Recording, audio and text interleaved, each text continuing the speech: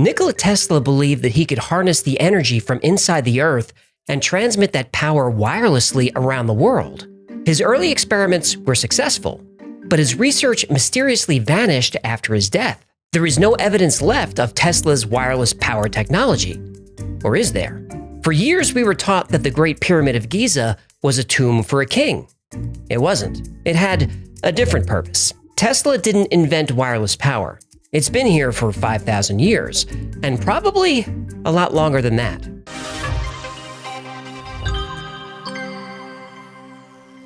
Okay, why were the pyramids built? Storage for dead mummies? Dead mummies? It's a tautology. Mainstream Egyptology says that the Great Pyramid of Giza is a tomb built for Khufu, the 4th dynasty Egyptian pharaoh who ruled 4,500 years ago. But the Great Pyramid doesn't have any characteristics of other Egyptian tombs. The Great Pyramid contains no artifacts, no hieroglyphs, and no elaborate wall art. It's been argued that the granite sarcophagus found in the king's chamber once contained Khufu's mummy. There's no evidence that a mummy was ever there. No mummy has ever been found in any pyramid, ever. Ancient Egyptians considered their pharaohs gods. The Great Pyramid is a strange structure for a god. Small chambers, narrow shafts, no markings at all. The way the pyramid was built and the materials used to build it suggest it had a different purpose. The sides of the pyramid are aligned with the compass with such accuracy that only modern engineering can match it. The Great Pyramid is a mountain made of 2.5 million blocks of stone weighing 6 million tons, piled 481 feet high. Its footprint is over 13 acres. To align this construction within 1/15th of a degree of true north is impossible precision. The base of the Great Pyramid is leveled to within 3/4 of an inch. The only way to do this with modern structures is to use lasers. Even though the sides of the pyramid are over 755 feet long, made of stone blocks weighing between 2 and 40 tons each side is within 2 inches of any other. That's 99.98% accurate. Fun fact, the pyramid doesn't have 4 sides. It actually has 8. Each side is slightly concave that you can only really see from directly above, or when the pyramid casts shadows during the equinoxes. And yes, those angles too are perfect. Whoever built the pyramids somehow knew the size of the Earth. If you take the height of the pyramid and multiply it by 43,200, you get 3,938.685 miles, which is within 11 miles of the polar radius of the planet. That's 99.7% accurate. If you take the perimeter of the base of the pyramid and multiply that by 43,200, you get 24,734.94 miles. That's the Earth's circumference at the equator within 99.3% accuracy. We know that the ancients were obsessed with equinoxes, when the day and the night are the same lengths. The length of the day and night on an equinox is 43,200 seconds. Now, skeptics will say this relationship between 43,200 and the size of the Earth is forced. They say, well, the planet is different sizes in different places, so this is just a coincidence. No, is this one of those episodes where we make the skeptics look like idiots? A little bit, yeah. Oh, good, I love those. Don't gloat. Oh, and the skeptics! Most of the Great Pyramid is constructed of nummulite limestone, the reddish-brown blocks that we see today. This rock is found close to the site and is abundant. But the builders of the pyramid also used unusual materials not found locally. The exterior of the pyramid was once covered in casing stones made of bright white limestone. They were polished smooth and fit together so tightly that no seams were visible. These casing stones were cut and shipped from a quarry in Tura, almost 500 miles away. That's like carrying thousands of 10-ton stone blocks the length of the entire state of Florida. They must have been special. Unlike the limestone cut locally, Tura limestone lacks magnesium. This makes it an excellent insulator. Limestone can carry an electrical current. Tura limestone can't. Interior chambers were built with a rare type of granite called rose granite, also brought from hundreds of miles away. This granite has a high concentration of silicon dioxide, also known as quartz. When quartz is compressed or even just moved, it creates a charge called piezoelectricity. One face of the quartz will have a positive charge, the other will have a negative charge. Connect the two faces together and you have an electrical circuit. Because of this property, quartz is used in all kinds of modern devices like watches, clocks, TVs, GPS units, and on and on. To charge a watch that uses quartz, all you have to do is shake it. And if you've ever used a barbecue lighter, The voltage is created by a quartz crystal. The king and queen's chambers were built with granite that is 85% quartz. The tunnels and passageways are also lined with quartz-rich granite. If pressure was applied to all this granite, it would generate a tremendous amount of electricity, turning the pyramid into a giant power plant.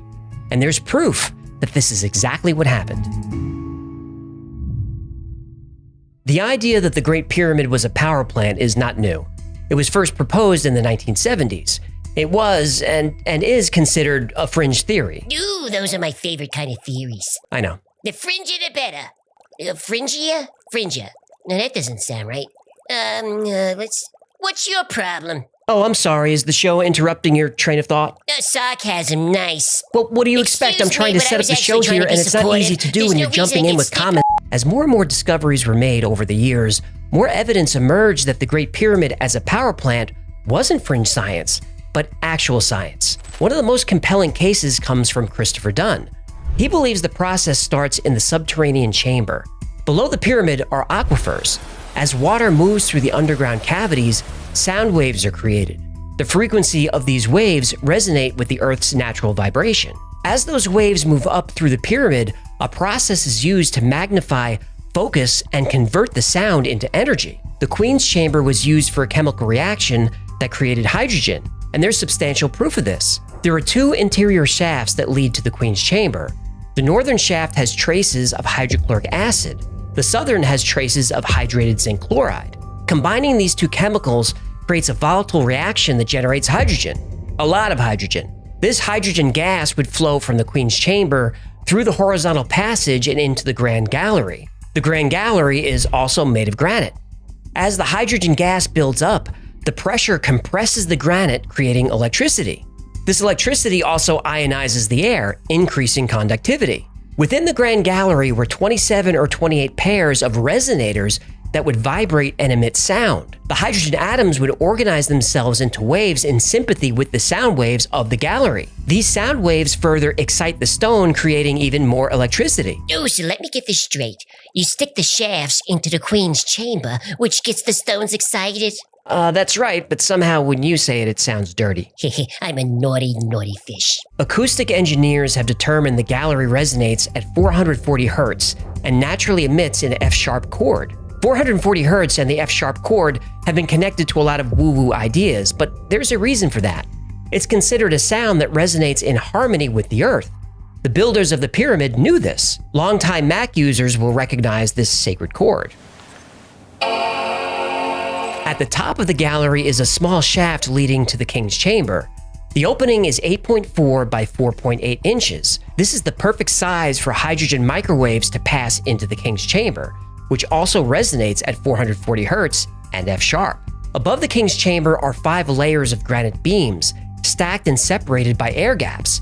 This is called the relieving chamber because it was believed that this interior structure relieved the weight of the pyramid. That's not what it does. The beams are smooth on 3 sides, but rough cut on the top. Christopher Dunn believes the reason for the rough cut is this is how the beams were tuned. The builders could vibrate the granite beams and slowly chip away at the stone until they resonated with an F-sharp chord, which they do. The King's Chamber is what's known as a Helmholtz resonator. When you blow air across the top of a bottle and create sound, that's a Helmholtz resonator. Change the volume of liquid in the bottle, or change the volume of stone within the chamber, you change the pitch. The entire complex is a giant musical instrument. Now, some skeptics reluctantly agree that the Great Pyramid has musical properties, but for skeptics to consider the pyramid as a power plant, they would need evidence to show that a giant stone pyramid would respond to electromagnetic energy. There was no evidence of that until 2018. Whether true or not, it's scientifically possible that the Great Pyramid was a structure for creating, harnessing, and focusing energy. The exterior was made of material that insulates electricity. The interior was made of material that conducts electricity. The chambers were made of material that creates electricity. The next piece of evidence is the pyramid's ability to focus EM energy. In 2018, scientists used radio waves at different frequencies to see if the Great Pyramid would interact with electromagnetic waves of a resonant length. Their experiments proved that in a resonant state, the pyramid can concentrate electromagnetic energy in the internal chambers as well as under its base. Resonance in the pyramid can be induced by radio waves with the lengths ranging from 200 to 600 meters. The closer to 200 meters, the more dramatic the effect. A year after that, in 2019, Eric Wilson published a paper called A Large-Scale Thermal Acoustic Generator. The paper describes how, when granite and other rocks are vibrated, electrons will migrate through the rock and up to the surface. By combining science and music, the builders of the pyramid created a power-generating machine tuned to the natural harmonic of the Earth's vibration that primarily comes from the tidal energy created by the moon's gravity. This technology, created thousands of years ago, could generate unlimited clean energy. But how did they get the energy out?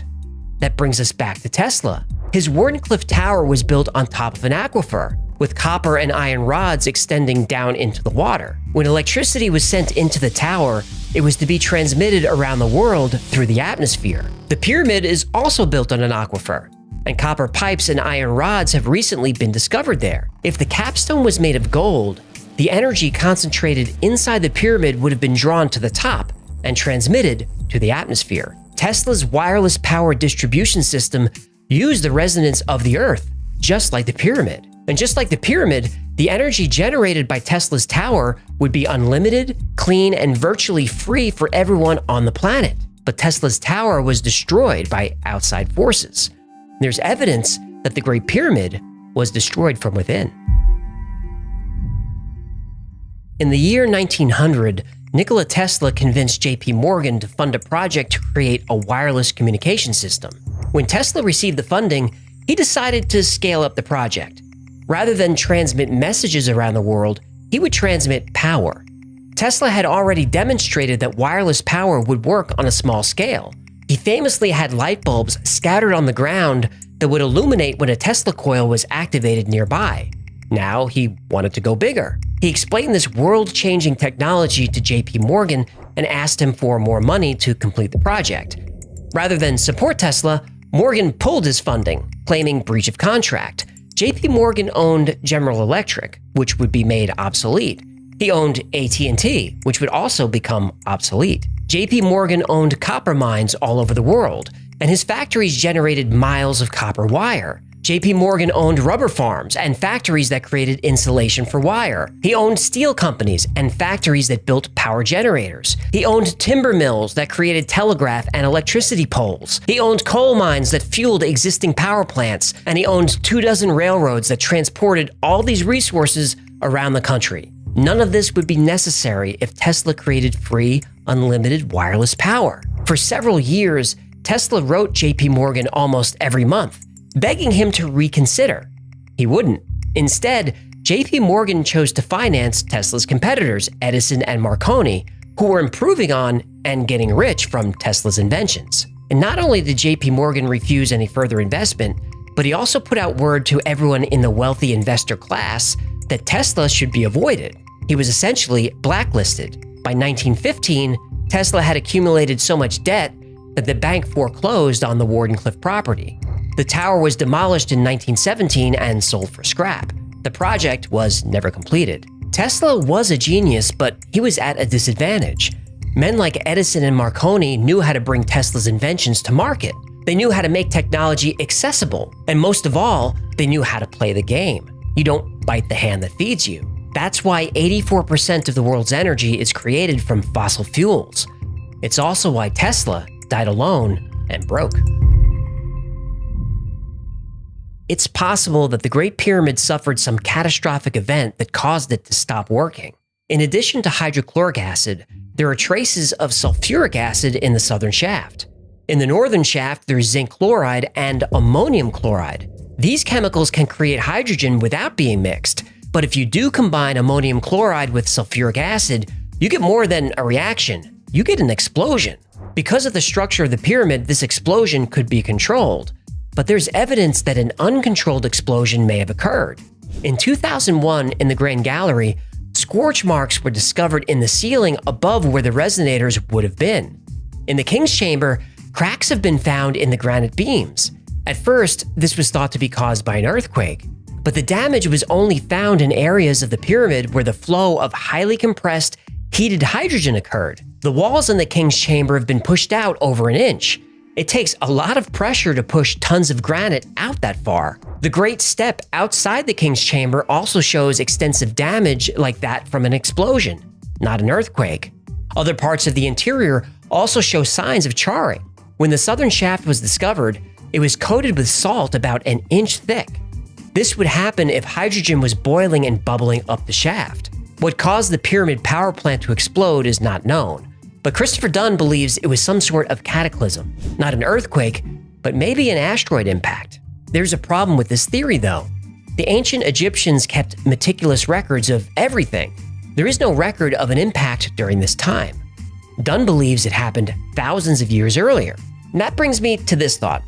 Skeptics will say if the ancient Egyptians used electricity, there would be documentation, even hard evidence of it. You'll see true believers point to glyphs that look like light bulbs, but I honestly think that's a stretch. There's no evidence the Egyptians worked with glass or any components used to make a light bulb. So why is there no evidence of the use of electricity in ancient Egypt, and no record of electricity being generated by the Great Pyramid? Well, because the ancient Egyptians didn't build it. There really is no debate by mainstream academics about the who, when, why, or how of the Great Pyramid. It was built by ancient Egyptians in 4500 BC as a tomb for Khufu, and that's that. But what if none of that is true? What if the ancient Egyptians didn't build the pyramid, but found it? And when they found it, it had been dormant for years, maybe thousands of years. Graham Hancock is a proponent of the Orion constellation theory. This says the Great Pyramid complex is almost a perfect match for the stars in the Orion constellation. But they don't line up to where Orion is today. They line up with where Orion was in the sky 13,500 years ago. We've discussed how the builders were obsessed with equinoxes. The Sphinx faces due east, and on the vernal equinox, the constellation that rose due east 13,500 years ago was Leo. Now, I'll concede the astronomical evidence could be a coincidence, but there is hard evidence that these structures are older than originally thought. You can't carbon date limestone, but there are clues that the pyramid and the Sphinx have been there for a long, long time. Robert Schoch from Boston University believes the Sphinx and Giza complex is about 13,500 years old. Giza has been an extremely dry climate since the time of the pharaohs, but the Sphinx shows signs not only of wind and sand erosion, but also extreme water erosion. The erosion patterns around the base of the Sphinx could only occur if huge volumes of water are washing over the plateau at violent speeds. There's evidence this happened at the end of the Younger Dryas, which marked the end of the last ice age in 9700 BC. Glaciers were thought to have melted rapidly. Within a few centuries, sea levels rose 500 feet. This is fast in geologic time. But as more evidence was gathered, melting appeared to happen in a matter of decades. This would cause dramatic changes in the Earth's climate. But when recent ice core samples were studied, things got even more dramatic. There's evidence that the last ice age didn't end over centuries or decades, but ended in one single day. Some claim that an asteroid impact caused the last ice age to end. A worldwide disaster like the Chicxulub impact that wiped out the dinosaurs. That's not what happened. An impact causes cooling. Recent studies show that there was a major solar event that happened around 9700 BC, basically the mother of all CMEs.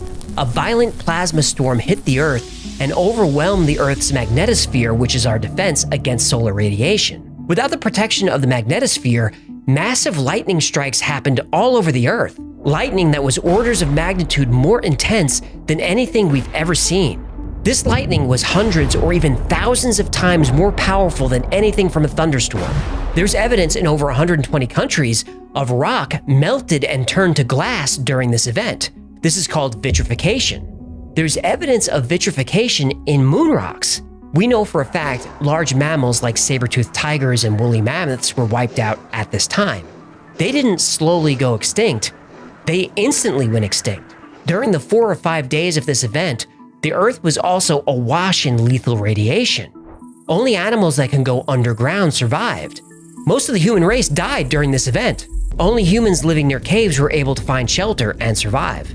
If glaciers, which covered 30% of the Earth's surface, melted in a day or two, think of the speed, volume, and pressure of water that would rush across the Earth's surface. This water would act like a power washer on stone constructions like the Sphinx and pyramids. Meanwhile, a sky full of plasma and lightning and radiation would have severely damaged the Great Pyramid if it was using a volatile chemical reaction to create power. Every culture has a flood myth that served as a reset of civilization. All those stories seem to point to a cataclysm at the end of the Younger Dryas. Myths of lost continents like Atlantis also fit into this timeline. Now, I'm not claiming anything I've said today is what happened, but I am saying there's evidence that it was possible that an advanced civilization existed thousands of years ago. That civilization had the technology to create unlimited clean energy. Then the glaciers melted, a great flood came, solar plasma and radiation destroyed a significant amount of life on the planet. The civilization then disappeared. Then thousands of years later, as the great Egyptian culture was forming, they would have utilized the pyramid, not for power but for ceremonial or religious purposes. They would have altered the Sphinx, carving away the original design and replacing it with a design of their own. And we know this is what they did. Mainstream scientists are still not convinced, and that's okay. As time goes on and more secrets are revealed, sooner or later we will learn the truth. And I suspect we'll learn that the pyramid power plant theory was right all along.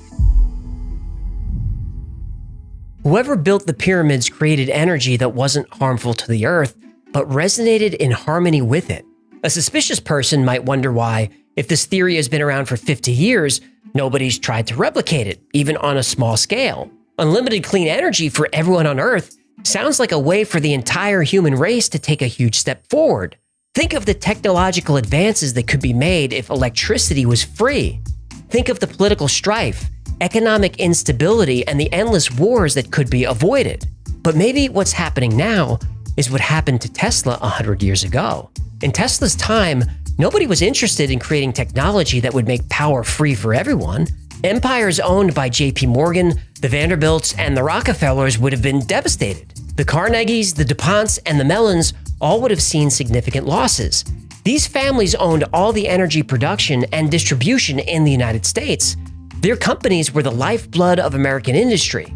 The families were American royalty.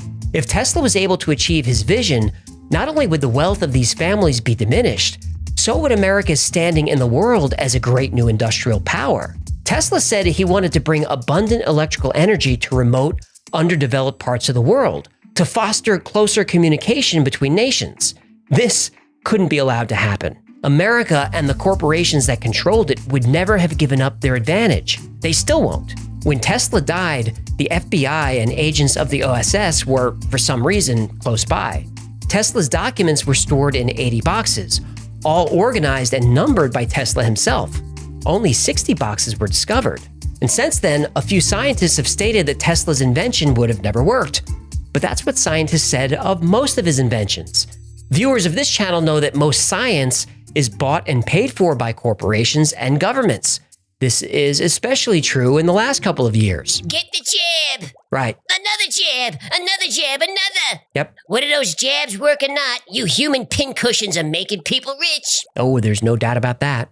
80% of the products we use today can be traced back to Tesla.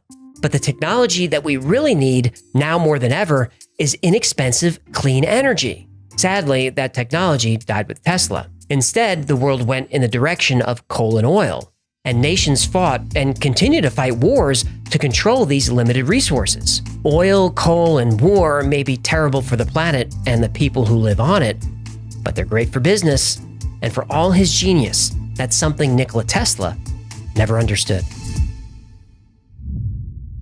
Thank you so much for hanging out with me today. My name is AJ, that's Hecklefish. This has been the Why-Files. If you had fun or learned anything, do us a favor and like, subscribe, comment, and share.